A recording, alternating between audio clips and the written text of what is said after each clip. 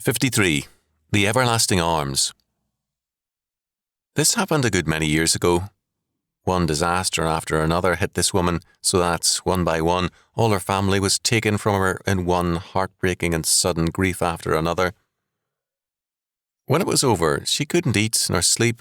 Sleeping tablets did no good, and she was rapidly becoming a hollow-eyed, incoherent mental case. Then someone told the new pastor, a big, older man, and he called on her. He took one look at her, picked her up in his arms, headed for a rocker and rocked her to sleep like a baby, repeating Bible verses to her. From that day on, she had no problem that left her disturbed or shaken, and she was again a strong, stable person. It was long ago, and I've forgotten his name and hers, but not the Bible verse he taught her. The eternal God is thy refuge, and underneath are the everlasting arms. Deuteronomy 33:27. She never needed the pastor's arms again. She felt secure in God's everlasting arms, and had come to know that, in all things, they are always there.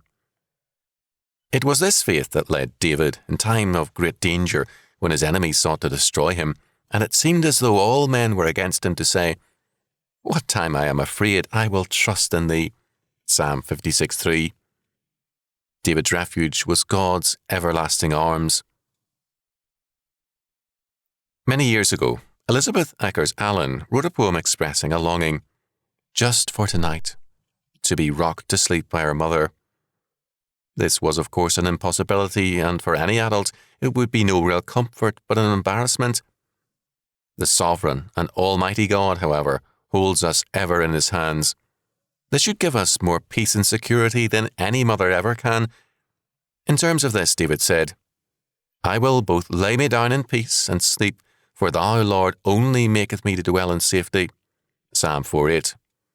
Can you say the same?